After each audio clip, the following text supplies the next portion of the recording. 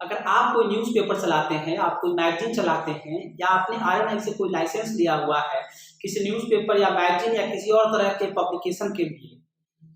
तो आज के इस वीडियो में मैं आपके साथ शेयर करने वाला हूं कि वह कौन सी चीज़ें आपको करनी है जिसकी वजह से आपको सरकारी विज्ञापन मिलना शुरू हो जाएगा, आप गवर्नमेंट एडवर्टीजमेंट्स के लिए एलिजिबल हो जाएंगे। जी हाँ, गवर्नमेंट एडवर्टीजमेंट्स इस देश में वो मीडिया के फील्ड में काम करते हैं उन लोगों के लिए गोल्ड माइन की तरह है, क्योंकि सरकारें सबसे ज़्यादा पैसा एडवर्टीजमेंट पे खर्च करती हैं। बड़े बड़े प्राइवेट कंपनियों से कई गुना ज़्यादा पैसा सरकारी एडवर्टीजमेंट पे खर्च करती है। और उस ताले की चाबी जो कि अभी तक केवल बड़े बड़े टीवी चैनलों के पास है, बड़े बड़े अखबारों के पास है, बड़े बड़े मैगजीन्स के पास है, उस ताले की चाबी मैं इस वीडियो के माध्यम से आप लोगों को जो कि छोटे पब्लिशर्स हैं उन लोगों के साथ शेयर करना चाहता हूं, ताकि आप यह कदम उठा करके अपने मैगजीन को, अपने न्यूज़पेपर को भी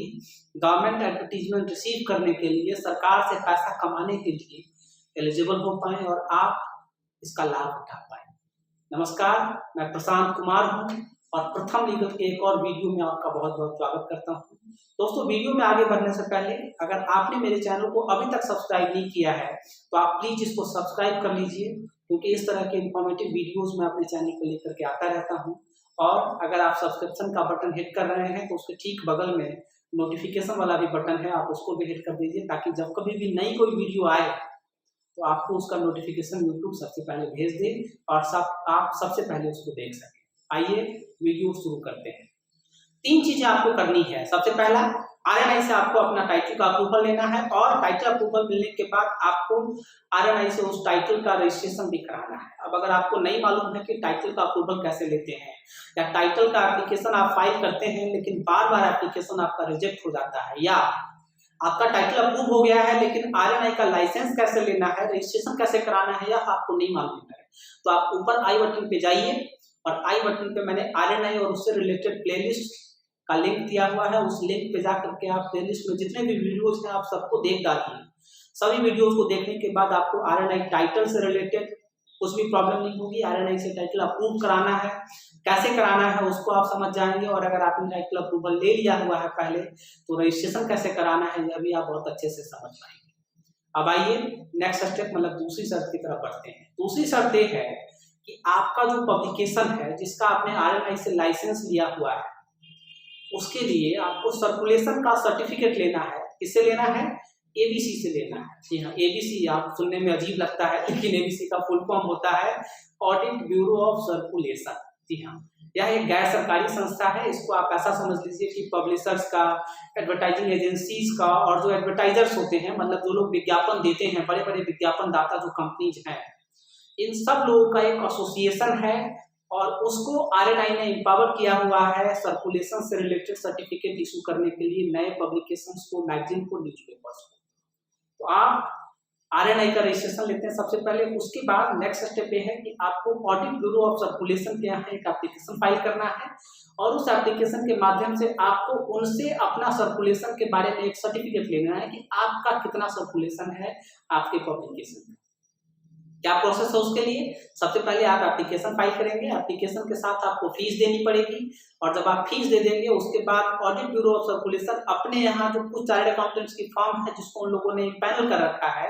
उसमें से किसी एक चार्टर्ड अकाउंटेंट की फर्म को आपके यहाँ भेज देगा। वह चार्टर्ड अकाउंटेंट की फर्म आपके यहाँ आएगी, आपके सर्कुलेशन से रिलेटेड ऑडिट करेगी, मतलब आप कितनी कॉपीज बेचते हैं, उसके इनवॉइसेस वगैरह को चेक करेगी, आपके पास एडवर्टाइजिंग से कितना रेवेन्यू आता है, बाकी जो प्रोसीजरल चीजें हैं उन चीजों को चार्टर्ड अकाउंटेंट्स का फर्म चेक करेगा और उसके बाद वो चार्टर्ड अकाउंटेंट का फर्म अपना एक ऑडिट रिपोर्ट इशू करेगा जो कि आपको देगा और उसकी एक copy audit bureau of circulation के पास भी जाएगी और उस चार्टर्ड अकाउंटेंट के रिपोर्ट के बेसिस पे ऑडिट ब्यूरो ऑफ सर्कुलेशन आपको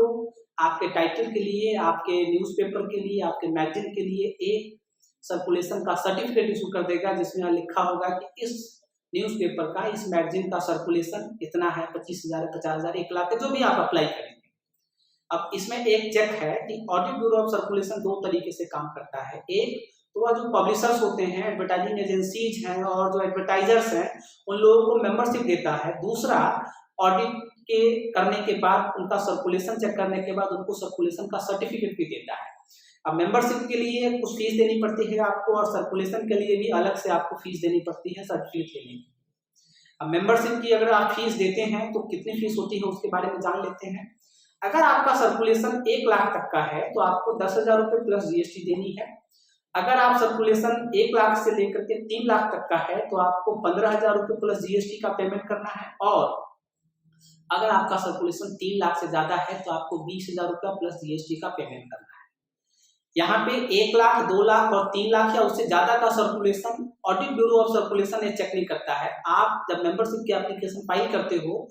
तो आप अपने एप्लीकेशन में खुद ही बताते हो कि भाई साहब मेरा सर्कुलेशन 1 लाख का है, 2 लाख का है, 5 लाख का है, 10 लाख का है, और उस स्लैब के हिसाब से 10,000 रुपये की फीस या 15,000 की फीस या 20,000 रुपये की फीस आपको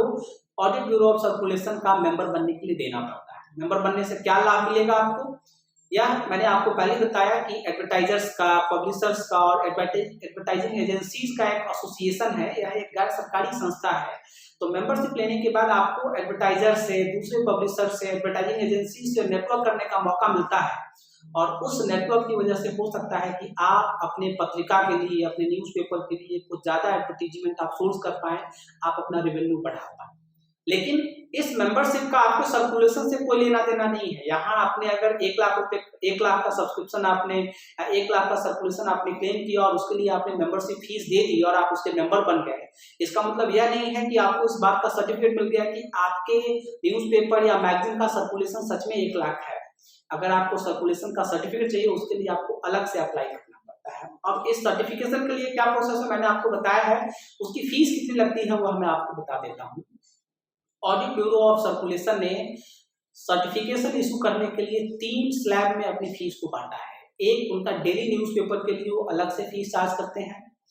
अगर कोई वीकली न्यूज़पेपर है उसके लिए कुछ अलग फीस चार्ज करते हैं, और अगर कोई मैगजीन है उसके लिए वो अलग से फीस चार्ज करते हैं। अब आइए समझते हैं कि अगर डेली न्यूज़पेपर है आपका, तो डेली न्यूज़पेपर के लिए अगर आपको सर्कुलेशन का सर्टिफिकेट लेना है तो आपको कितनी फीस देनी पड़ेगी। उसके बाद जब डेली न्यूज़पेपर वाला हम लोग समझेंगे, फिर हम लोग वीकली वाले पे और फिर मैगजीन वाले पे भी समझेंगे। अगर किसी डेली न्यूज़पेपर का सर्कुलेशन 25,000 तक का है तो सर्कुलेशन के सर्टिफिकेट के लिए ऑडिट ब्यूरो ऑफ सर्कुलेशन उनसे 23,200 रुपीज प्लस जीएसटी चार्ज करता है। अगर किसी का 50,000 का सर्कुलेशन है तो उसके लिए एबीसी 35,400 प्लस जीएसटी का सर्कुलेशन फीस चार्ज करता है। और अगर किसी का 1 लाख का सर्कुलेशन है तो उसके लिए audit bureau of circulation 58,000 plus GST का चार्ज करता है। आप इस चार्ट के माध्यम से समझ सकते हैं कि ऑडिट ब्यूरो ऑफ सर्कुलेशन के बेसिस पे कितनी फीस चार्ज करता है। इस चार्ट में आपको सारी डिटेल्स मिल जाएंगी। अब आइए समझते हैं कि अगर किसी का वीकली न्यूज़पेपर है तो उसके लिए सर्कुलेशन का सर्टिफिकेट लेने के लिए ऑडिट ब्यूरो ऑफ सर्कुलेशन कितनी फीस चार्ज करता है। वीकली न्यूज़पेपर के केस में भी अगर किसी का सर्कुलेशन 25,000 तक का है तो उसके लिए ऑडिट ब्यूरो ऑफ सर्कुलेशन उनसे 19,000 प्लस जीएसटी चार्ज करता है। 1 लाख तक के सर्कुलेशन के लिए audit bureau of circulation 43,800 rupees plus GST charge करता है। उसी तरीके से आप इस चार्ट के माध्यम से समझ सकते हैं कि ऑडिट ब्यूरो ऑफ सर्कुलेशन कितना पैसा आपसे सर्कुलेशन का सर्टिफिकेट देने के लिए चार्ज करेगा आपके सर्कुलेशन के बेसिस पे। तो मैगजीन के केस में अगर किसी का सर्कुलेशन 25,000 तक का है तो ऑडिट ब्यूरो ऑफ सर्कुलेशन उनसे 44,000। मैगजीन के केस में अगर किसी का सर्कुलेशन 25,000 तक का है तो ऑडिट ब्यूरो ऑफ सर्कुलेशन उनसे 14,600 रुपीज प्लस जीएसटी चार्ज करता है। 1 लाख तक के सर्कुलेशन के लिए 36,200 रुपीज प्लस जीएसटी चार्ज करता है। उसी तरीके से आप अपने सर्कुलेशन के हिसाब से यह चेक कर सकते हैं कि अगर आपकी मैगजीन है तो ऑडिट ब्यूरो ऑफ सर्कुलेशन आपसे कितनी फीस चार्ज करेगा, आप इस चार्ट में देख सकते हैं। कितना सर्कुलेशन के लिए अप्लाई करना है, आपको 25,000 सर्कुलेशन के लिए एबीसी का सर्टिफिकेट लेना है या 1 लाख सर्कुलेशन के लिए आपको ऑडिट ब्यूरो ऑफ सर्कुलेशन का सर्टिफिकेट लेना है, यह पूरी तरीके से आप पे डिपेंड करता है। आप जितनी मर्जी उतने सर्कुलेशन के लिए एप्लीकेशन फाइल कर सकते हैं, बस आपको उस स्लैब के हिसाब से फीस देनी पड़ेगी। और जब चार्टर्ड अकाउंटेंट की फर्म आपके यहाँ ऑडिट करने आएगी तो आपको उस चार्टर्ड अकाउंटेंट की फर्म को सर्टिफाई करना पड़ेगा कि जो सर्कुलेशन के लिए आपने एप्लीकेशन फाइल किया है उतना सर्कुलेशन आपका है, और उस सर्कुलेशन के सपोर्ट में आपके पास डॉक्यूमेंट्री एविडेंस होने चाहिए। मतलब अगर आपने क्लेम किया कि 1 लाख आपका सर्कुलेशन है तो आपका हर महीने 1 लाख कॉपीज आपकी बिकनी चाहिए, और उस 1 लाख कॉपीज के बेचने का इनवॉइस आपके पास होना चाहिए, आपके बैंक अकाउंट में वो पैसा आना आना चाहिए, आपका एडवर्टाइजिंग का रेवेन्यू दूसरे सोर्सों से इतना होना चाहिए, जिससे कि जो चार्टर्ड अकाउंटेंट की फर्म या जो लोग ऑडिट कर रहे हैं, जो लोग अपनी रिपोर्ट एबीसी को देने वाले हैं, वह फुल्ली सेटिस्फाइड हो जाए कि जो सर्कुलेशन आपने क्लेम किया है उतना सर्कुलेशन आपका वास्तव में है, ताकि वह आपके लिए पॉजिटिव ऑडिट रिपोर्ट दे और एबीसी से सर्टिफिकेशन लेना अपने सर्कुलेशन का आपके लिए थोड़ा सा ईजी हो जाए। अब जब हम लोगों ने आरएनआई के बारे में समझ लिया है कैसे लेते हैं, ऑडिट ब्यूरो ऑफ सर्कुलेशन का सर्टिफिकेशन कैसे लेते हैं, उसके बारे में भी जान लिया है, तो इस पूरे प्रोसेस का जो सबसे इम्पोर्टेंट पहलू है, जो तीसरी कंडीशन है, उसके बारे में समझते हैं। तीसरी शर्त है कि आपको ministry of information and broadcasting, जो कि भारत सरकार की एक मिनिस्ट्री है, उसकी एक संस्था है bureau of outreach and communication, जिसको पहले डीएवीपी के नाम से जाना जाता था, उसके यहाँ अपने न्यूज़पेपर को, अपने मैगजीन को इम्पैनलमेंट कराना है, ताकि आपको गवर्नमेंट का एडवर्टीजमेंट मिल सके। उस इम्पैनलमेंट के लिए भी कुछ शर्तें हैं ministry of information and broadcasting की, bureau of outreach and communication की। वो क्या शर्तें हैं, आइए उसके बारे में एक एक करके जानते हैं। डीएवीपी इम्पैनलमेंट करने से पहले क्या चेक करेगा, इसके बारे में जानने से पहले इस बात का समझना जरूरी है कि डीएवीपी किस तरह के पब्लिकेशंस को बिल्कुल नो बोल देता है, मना कर देता है कि मैं आपको इम्पैनलमेंट नहीं दूंगा। जी हाँ, अगर आपका पब्लिकेशन एनुअली पब्लिश होता है, क्वार्टरली पब्लिश होता है, बाई मंथली मतलब 15 दिन में एक बार अगर पब्लिश होता है, तो डीएवीपी से आपका इम्पैनलमेंट नहीं होगा। डीएवीपी का नया नाम अब bureau of outreach and communication है, तो डीएवीपी और bureau of outreach and communication को आप लोग एक ही चीज समझें। दूसरी चीज कि अगर आपका कोई इन हाउस पब्लिकेशन है, मतलब कि आपका कोई ऐसा पब्लिकेशन है जो कि आपने कुछ लिमिटेड लोगों के लिए बना रखा है, हो सकता है आपकी कंपनी में 200-300 लोग काम करते हो, तो आपने केवल अपने कंपनीज के एम्प्लॉइज के लिए एक पब्लिकेशन स्टार्ट किया, या आप अपने क्लाइंट्स के लिए ही केवल एक पब्लिकेशन स्टार्ट कर रहे हो, तो अगर इन हाउस पब्लिकेशन है, इसका एक परफेक्ट एग्जाम्पल होगा कि हम लोग जब फ्लाइट में जाते हैं तो आप लोगों को इन फ्लाइट मैगजीन्स मिलती है, सीट की पॉकेट में, फ्रंट सीट की पॉकेट में रखा रहता है। आप एयर इंडिया की फ्लाइट में जाएंगे तो एयर इंडिया की अलग मैगजीन होगी, गो इंडिगो में जाएंगे तो उसकी अलग मैगजीन होगी, इंडिगो में जाएंगे तो उसकी अलग मैगजीन होगी। तो जो इन फ्लाइट मैगजीन है वो आपको किसी बुक स्टोर पर नहीं मिलती है, वह आपको केवल और केवल प्लेन में मिलती है, और जब आप उस एयरलाइन के ऑफिस में जाते हैं तो उस एयरलाइन के ऑफिस में मिलती है। मतलब वो जो इन फ्लाइट मैगजीन है उनकी इन हाउस पब्लिकेशन है, उनका वह केवल उनके एम्प्लॉइज के लिए, उनके स्टेक होल्डर्स के लिए, उनके कस्टमर्स के लिए है, या जो लोग उनकी सेवाओं को इस्तेमाल कर रहे हैं, जो उनकी फ्लाइट्स की सर्विस ले रहे हैं, जो उनकी फ्लाइट में बैठ करके एक जगह से दूसरी जगह जा रहे हैं, केवल उनके पढ़ने के लिए है, और जनरल पॉपुलेशन के लिए उपलब्ध नहीं है। वो किसी जनरल बुक स्टोर में नहीं मिलता है, आप उसको कहीं बाहर नहीं देखते। तो इस तरह की पब्लिकेशन को इन हाउस पब्लिकेशन कहा जाता है। अगर आपका इन हाउस पब्लिकेशन भी है तो भी डीएवीपी या bureau of outreach and communication आपके पब्लिकेशन को इम्पैनलमेंट नहीं करता है, मतलब आपको सरकारी विज्ञापन नहीं मिल सकता। इस पॉइंट को थोड़ा सा समराइज कर लेते हैं। अगर आपका पब्लिकेशन एनुअली पब्लिश होता है, अगर आपका पब्लिकेशन बाई मंथली पब्लिश होता है, मतलब 15 दिन में एक बार, और आपका पब्लिकेशन अगर क्वार्टरली पब्लिश होता है, और आपका पब्लिकेशन अगर इन हाउस है, जर्नल है कोई आपका, तो इस तरीके के पब्लिकेशन को bureau of outreach and communication अपने यहाँ इम्पैनलमेंट नहीं देता है, और इनको सरकारी विज्ञापन नहीं मिल सकता। मतलब अगर आपको गवर्नमेंट का एडवर्टीजमेंट लेना है और आपने अभी तक आरएनआई का लाइसेंस अप्लाई नहीं किया है, तो आपको केवल वीकली, डेली और मंथली पब्लिकेशंस के लिए अप्लाई करना चाहिए। और अगर आप गवर्नमेंट का एडवर्टीजमेंट लेना चाहते हैं और आपका पब्लिकेशन मंथली, वीकली या डेली नहीं है, तो मेरी यह सलाह है कि आप पहले इसको मंथली, डेली या वीकली में कन्वर्ट करा लें, इसको चेंज करा लें। अब चेंज कैसे होगा इसके बारे में अगर आप नहीं जानते हैं तो मैंने नीचे अपना व्हाट्सएप नंबर दिया हुआ है, मेरे टेलीग्राम का चैनल का लिंक है, आप उस पर भी मेरे साथ जुड़ सकते हैं, आप मुझे ईमेल कर सकते हैं, मुझे व्हाट्सएप पे कांटेक्ट कर सकते हैं। मैं जहां तक संभव होगा आपकी मदद करूंगा, या कमेंट करके भी आप मुझसे पूछ सकते हैं, मैं कमेंट में आपको रिप्लाई करूंगा। अब आइए समझते हैं कि मिनिस्ट्री ऑफ इंफॉर्मेशन और ब्रॉडकास्टिंग ने और क्या क्या कंडीशंस रखी हुई हैं अपने यहाँ किसी न्यूज़पेपर या मैगजीन को इम्पैनलमेंट देने से पहले। जिन कंडीशंस का पूरा करना जरूरी है न्यूज़पेपर्स के लिए, मैगजीन्स के लिए, आइए एक एक करके समझते हैं। पहली कंडीशन ये है कि आपका जो भी पब्लिकेशन है, चाहे वो न्यूज़पेपर है, मैगजीन है, डेली है, वीकली है, मंथली है, कुछ भी है, वह लास्ट 36 मंथ में रेगुलरली पब्लिश होना चाहिए, बीच में गैप नहीं होना चाहिए। मतलब ऐसा ना हो कि आपका कोई मैगजीन है, मंथली आपने 2 महीना पब्लिश किया, 1 महीना छोड़ दिया, फिर तीसरे महीने आपने पब्लिश कर लिया, ऐसा कुछ नहीं होना चाहिए। क्योंकि जब कभी भी आप ministry of information and broadcasting में इम्पैनलमेंट के लिए अप्लाई करेंगे तो वह डिपार्टमेंट आपसे पिछले 36 महीनों का पब्लिकेशन का हिस्ट्री, उसका रिकॉर्ड मांगेगा और वह आपको साबित करना पड़ेगा कि पिछले 36 महीनों में आपने कोई गैप नहीं लिया है, आप रेगुलरली पब्लिश करते आए हैं, उसको डिस्ट्रीब्यूट करते आए हैं। लेकिन अगर आप बोडो, डोगरी, गढ़वाली, कश्मीरी, खासी, कोंकणी, मैथिली, मणिपुरी, मिजो, नेपाली, राजस्थानी, संस्कृत, संथाली, सिंधी, उर्दू या किसी और ट्राइबल भाषा में अगर आप पब्लिश करते हैं तो आपको ये 36 महीनों वाली मतलब 3 साल वाली शर्त को पूरा नहीं करना है, आपको केवल 6 मंथ तक रेगुलर और बिना किसी गैप के अपना पब्लिकेशन करना है। मतलब अगर आप डेली वाले हैं तो आपको डेली 6 महीने तक पब्लिश करना है, अगर आप वीकली वाले हैं तो 6 महीने में वीकली पब्लिकेशन हर वीक को होना चाहिए, मंथली वाले हैं तो आपके 6 पब्लिकेशन होनी चाहिए। इसके साथ ही साथ अगर आप बॉर्डर एरियाज से अगर आप पब्लिश करते हैं, मतलब जम्मू कश्मीर के बॉर्डर एरियाज से, अंडमान निकोबार द्वीप समूह से, दमन द्वीप से, लक्षद्वीप से, या जो नॉर्थ ईस्ट के जो स्टेट्स हैं जैसे कि आसाम है, मणिपुर है, मिजोरम है, अरुणाचल प्रदेश है, इन जगहों से अगर आप पब्लिश करते हैं तो भी आपको 36 मंथ वाली कंडीशन को फुलफिल नहीं करना है, आपको केवल 6 मंथ वाली कंडीशन को फुलफिल करना है। एक और चीज है कि अगर आप जो मैंने अभी जो लैंग्वेजेस बताए हैं अभी तुरंत, जिसमें आपको 6 मंथ वाली कंडीशन को पूरा करना था, और इंग्लिश हिंदी को छोड़ करके अगर आप किसी और रीजनल लैंग्वेज में पब्लिश करते हैं तो भी आपको 36 मंथ वाला कंडीशन पूरा नहीं करना है, केवल आपको 12 मंथ तक रेगुलरली पब्लिश करना है और अनइंटरप्टेबली पब्लिश करना है। अब आइए दूसरी शर्त के बारे में जानते हैं।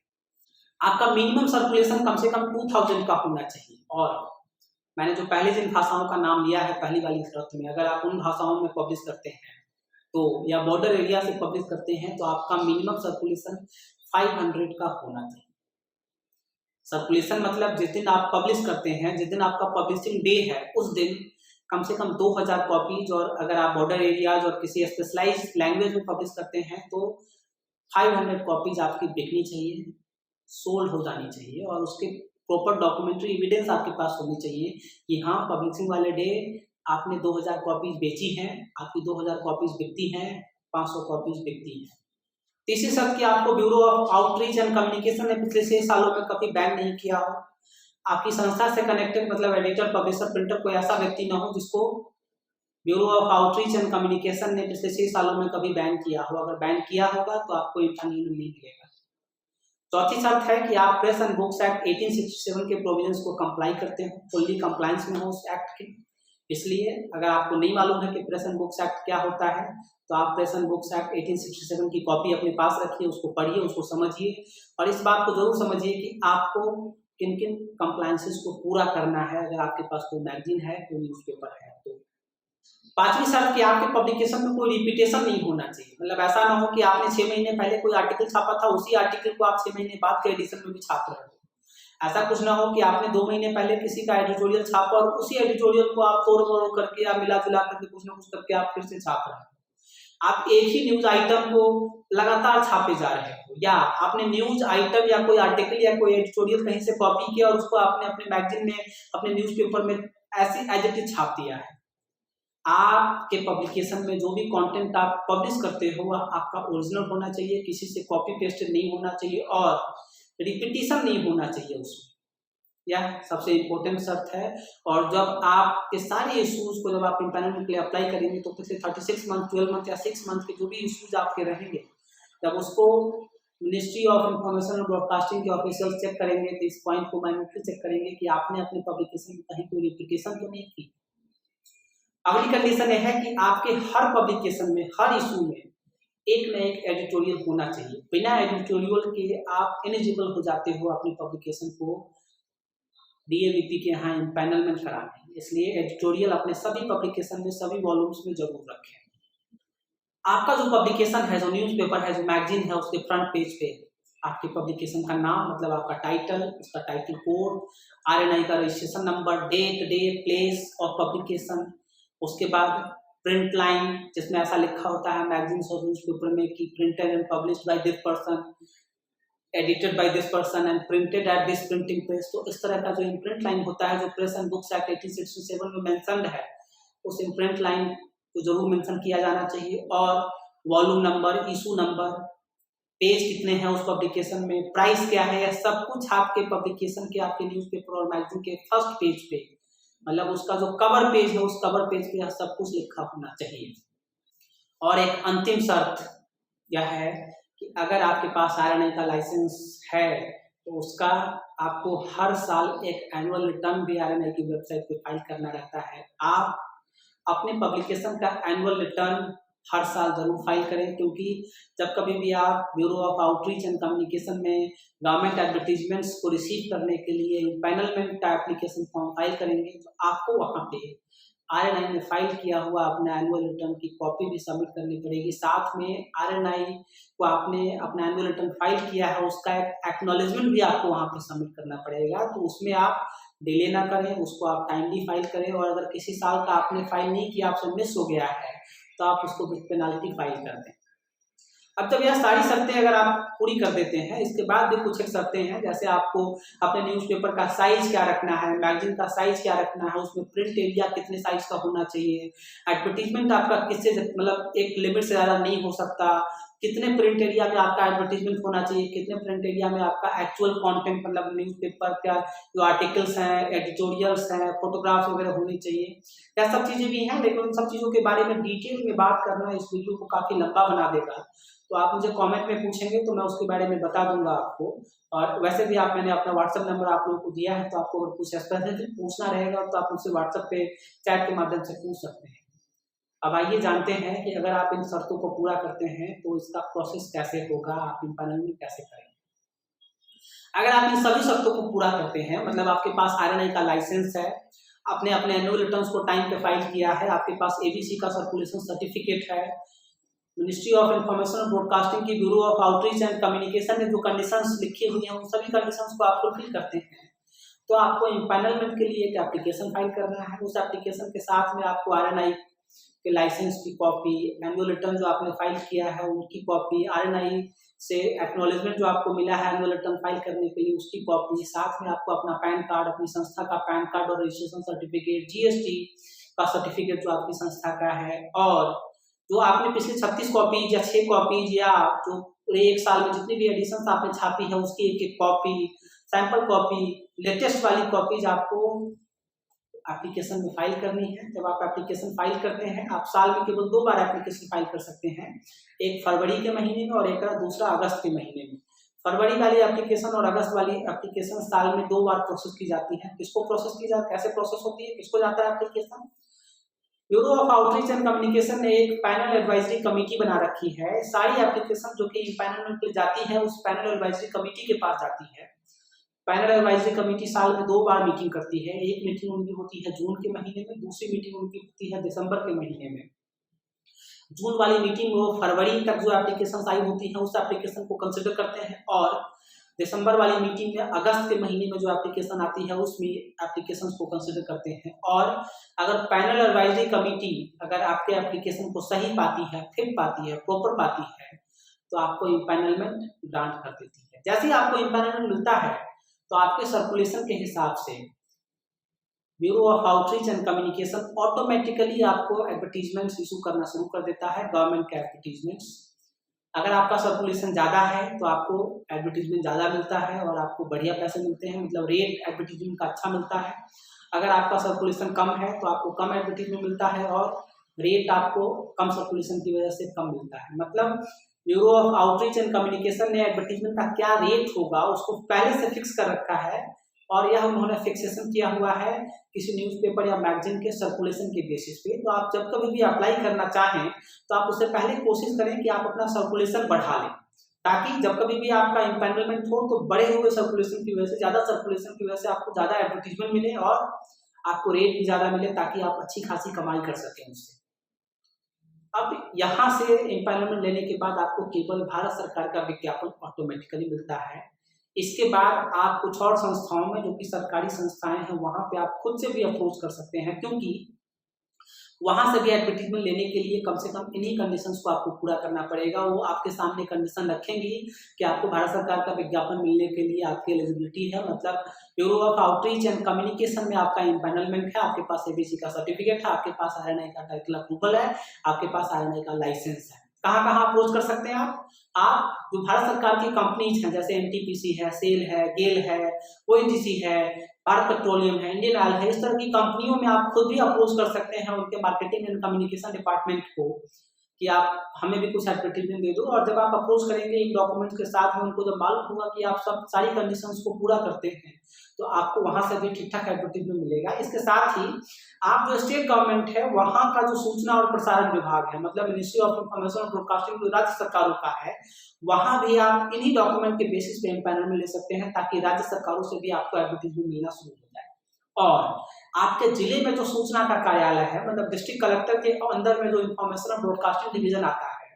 आप अपने जिले में भी उस ऑफिस को अप्रोच करके उनको आप दिखा सकते हैं कि आपके पास मिनिस्ट्री ऑफ इंफॉर्मेशन और ब्रॉडकास्टिंग से bureau of outreach and communication का इम्पैनलमेंट है, आपके पास एबीसी का सर्टिफिकेट है, आपके पास आरएनआई का लाइसेंस है,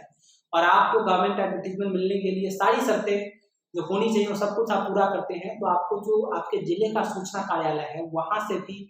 गवर्नमेंट का एडवर्टीजमेंट आपको मिलना शुरू हो सकता है। लेकिन इन चीज़ों के लिए मतलब भारत सरकार के अलावा राज्य सरकारों में, गवर्नमेंट की कंपनीज में और जिले के सूचना कार्यालयों में आपको खुद ही संपर्क करना पड़ेगा, आपको अपनी नेटवर्किंग बिठानी पड़ेगी ताकि आपको गवर्नमेंट का एडवर्टीजमेंट मिलना शुरू हो जाए। अगर आपकी पहले से भी वहां से नेटवर्किंग है, लेकिन अगर आपके पास ये 3 चीजें नहीं है, मतलब आरएनआई का लाइसेंस है भी लेकिन सर्कुलेशन का सर्टिफिकेट नहीं है, सर्कुलेशन का सर्टिफिकेट है लेकिन bureau of outreach and communication का इम्पैनलमेंट नहीं है, तो आपको जिला सूचना कार्यालय से और राज्य की जो सूचना प्रसारण विभाग है वहां से आपको एडवर्टीजमेंट नहीं मिल पाएगा। लेकिन अगर ये चीजें हैं तो आप वहां से भी एडवर्टीजमेंट लेकर के अपने लिए अच्छी खासी कमाई कर सकते हैं, और इस तरीके से आप अपने न्यूज़पेपर को, आपका जो मैगजीन है उसको आप लंबे समय तक इकोनॉमिकली एक वायबल प्रोजेक्ट बना सकते हैं, आप उससे पैसा कमा सकते हैं, एक बिजनेस की तरह आप इसको कर सकते हैं, और आपके अंदर जो एक पत्रकारिता का पैशन है उस पैशन को जिंदा रखने में यह इम्पैनलमेंट आपकी बहुत मदद करने वाला है। मैं उम्मीद करता हूँ कि आपको आज का वीडियो इन्फॉर्मेटिव लगा होगा। अगर इन्फॉर्मेटिव लगा है तो आप इस पर लाइक कीजिए, कमेंट करके मुझे बताइए कि आपको यह वीडियो कैसा लगा है। अगर आपके कुछ सवाल हैं, अगर आपकी कुछ क्वेरीज हैं जिसको आप सॉल्व करना चाहते हैं इस इम्पैनलमेंट से रिलेटेड या आरएनआई लाइसेंस से रिलेटेड, तो आप कमेंट के माध्यम से मुझे पूछिए। मेरे व्हाट्सएप नंबर पे भी आप मुझसे संपर्क कर सकते हैं। और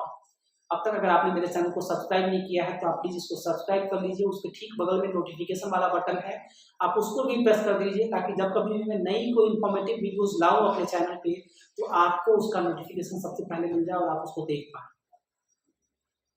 आज का वीडियो देखने के लिए बहुत बहुत धन्यवाद। नमस्कार।